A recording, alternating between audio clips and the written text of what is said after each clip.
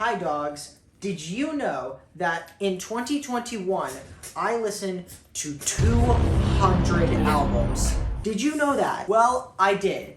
And I don't know how to do intros now.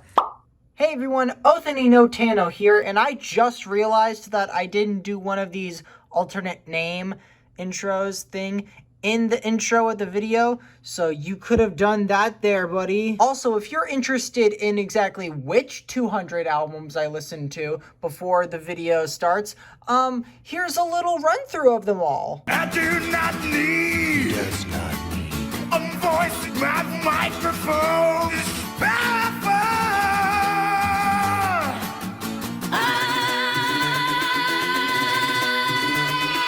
And because it's Grammy season at the moment, I decided that I should do a little video of me giving my little short reviews on 10 of the 200 albums I listened to. These albums are going to be randomly picked by The Wheel. And also my dad. Say hi. Hello. That's, oh.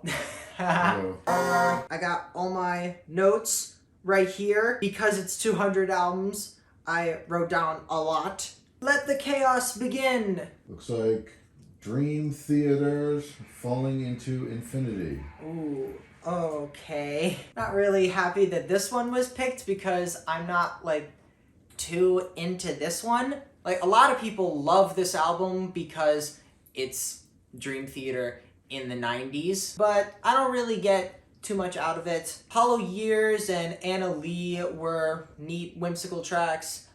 Burning My Soul was one that's growing on me a bit. Hell's Kitchen was a neat instrumental that transitions well into probably my favorite on the album, Lines in the Sand. This is also the only album with Derek Sherinian as the keyboardist, and yeah, he does a good job. No duh. All musicians in Dream Theater are incredibly gifted. My least favorite track, New Millennium, I guess. I don't know. I don't really come back to songs on this one often. It's not an essential Dream Theater album for me, but the good thing about Dream Theater is that their worst stuff is still better than many's best. Anthrax's Persistence of Time. Persistence of Time, okay. Well, another metal album from the 90s that I don't get much out of. But the highlights for me are some of Anthrax's best. The cover of Joe Jackson's Got the Time is obviously amazing, and the standout track to many people from this album. I happen to enjoy the instrumental track, Intro to Reality. And then my favorite track from the album, Blood, is one of my favorite Anthrax songs. I love the main harmonized guitar parts. The drums are electric. I love how during the intro it feels like you're hearing the song evolve over time. It's great. Like I said, I'm not too thrilled about the rest of the album. Keep It in the Family is cool for the most part, but there is a glaring problem for me. I don't like that they used the terms that they did in that second verse. I see what they were going for, and I appreciate the message, but they could have gone about it a different way, using different language. And the last three tracks of the album especially don't feel like anything special to me. Least favorite track, probably Hate Red. The production isn't fantastic per se, but I do enjoy the menacing guitar tone. And Charlie Benante is one of my favorite metal drummers. He always understands the assignment and delivers tenfold. And, yeah, not an essential one for me, but, like, it's Anthrax. They're cool. I like them. Yay. Testaments, The Ritual.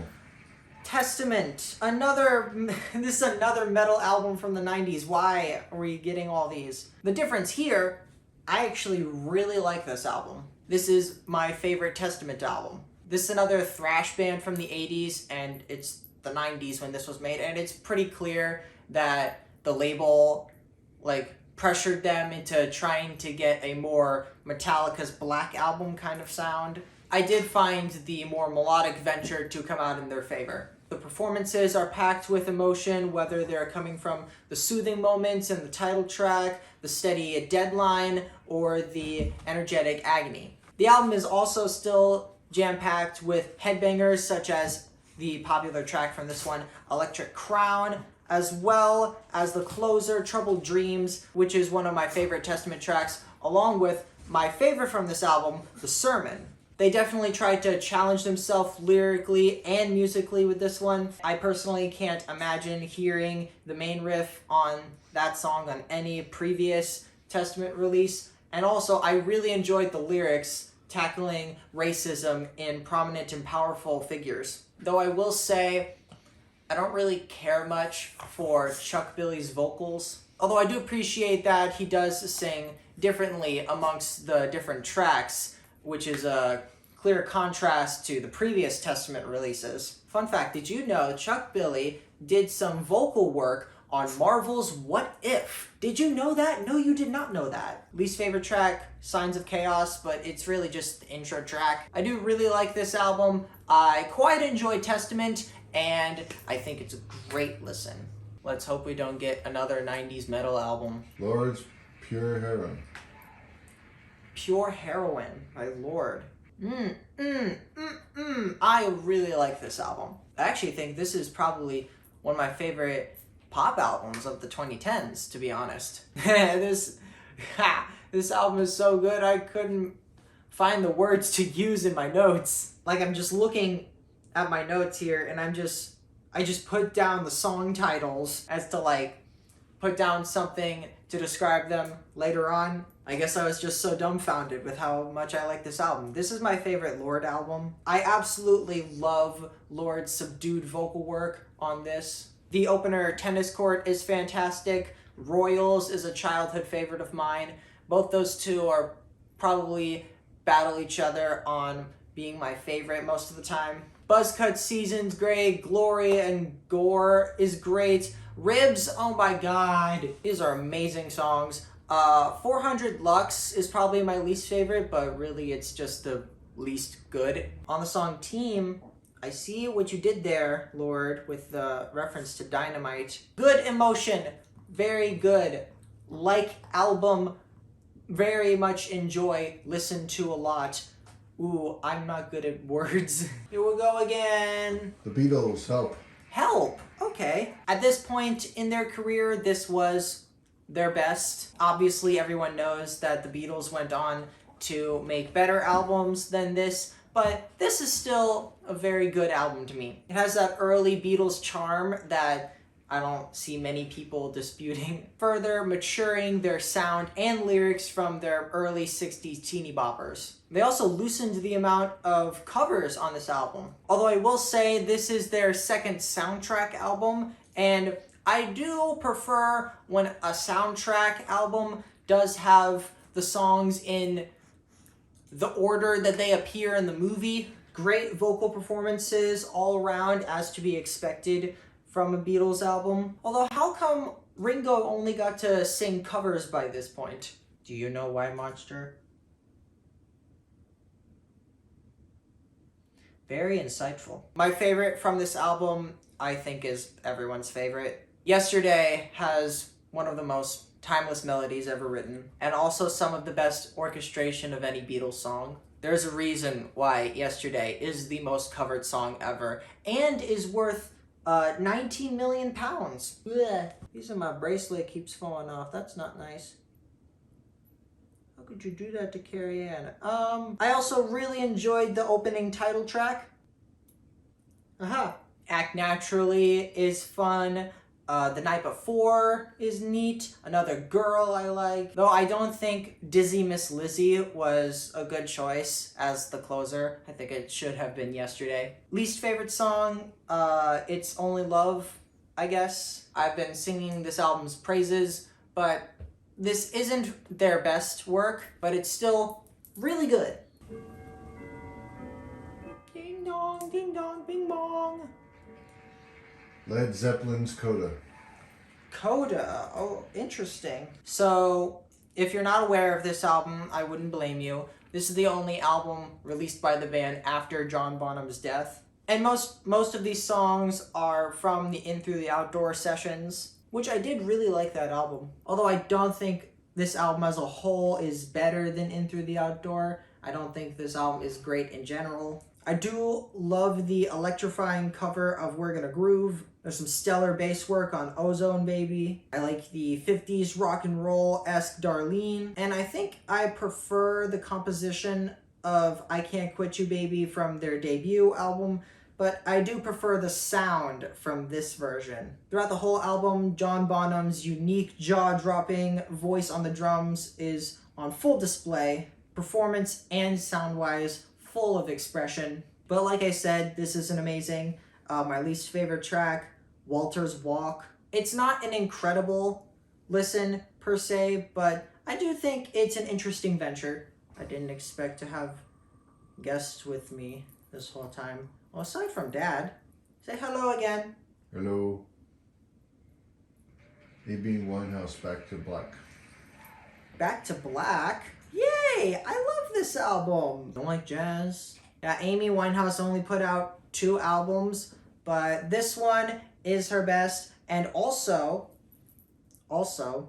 very, very good. It's a very timeless album. The production is so smooth and tasty. I just want to... There are so many songs on here that clearly give off level of class and sass, such as Rehab and Me and Mr. Jones. There are also some heartbreaking slow burners, such as the title track. Some upbeat ones also, such as Tear Dries on Their Own with that incredible sample. Amy Winehouse has one hell of a voice. I especially adore the melodies on You Know I'm No Good. And yeah, this is great. My favorite track's Rehab. Least favorite is Addicted. Probably, I guess, it's really just the least good. I think it's hard to find people that don't like this album. Motley Crue's Theater of Pain. Yay, Motley Crue. Can't you tell I'm so excited? So Motley Crue were the first band that I listened to in 2021 because I'd heard a few of their songs and I was interested, and so I gave them a whirl, and yeah, they're not great, let's put it that way. And this album is also not great. Even the band knows that this one's not great. They went in a more glam metal direction with this album, and yeah, it's 80s glam metal, so what more is there to say about it? Louder Than Hell, I didn't really care for. The closer, Fight For Your Rights, is a weak attempt at an anthem. My least favorite track, Keep Your Eye on the Money, and hot take, Home Sweet Home, meh. See, the birds agree with me. Sorry, not sorry. My favorite is their cover of Smokin' in the Boys' Room. Although it does feel weird when you realize that now, and even then, the guys in Motley Crue shouldn't be anywhere near a school. And yeah, that's what I have to say. I really don't care for this one. Give me something where I gave more in-depth notes on. Anderson .Paak's Malibu. Malibu. I didn't give in-depth notes on that one at all. Although I do think that this one is also amazing. Yeah, same thing with Lord. I couldn't find the words to use in my notes. Writing the song titles down, The Season, Carry Me, Your Prime, Celebrate, Heart Don't Stand a Chance, amazing tracks. The soulful grooves and luscious vocals get me in that vibe every single time, unlike any other. Anderson .Paak doesn't make R&B albums, he makes R&B albums. There's a difference. Without You is also good. The instrumentation on Put Me Through is amazing, and that transition to Am I Wrong? Dude, I'm about to explode. My favorite track is Calm Down. The bass on that song. Also the album art. Can we talk about that? Look at it's... I need to figure out how to speak English after this video. I honestly tried searching for things to criticize from this album, but yeah, I couldn't find much. Waterfall, I guess, is my least favorite track. Again, it's just the least good. This is a great and expressive album from another amazingly talented Anderson. Last one, here we go! White Zombies, Make Them Die Slowly.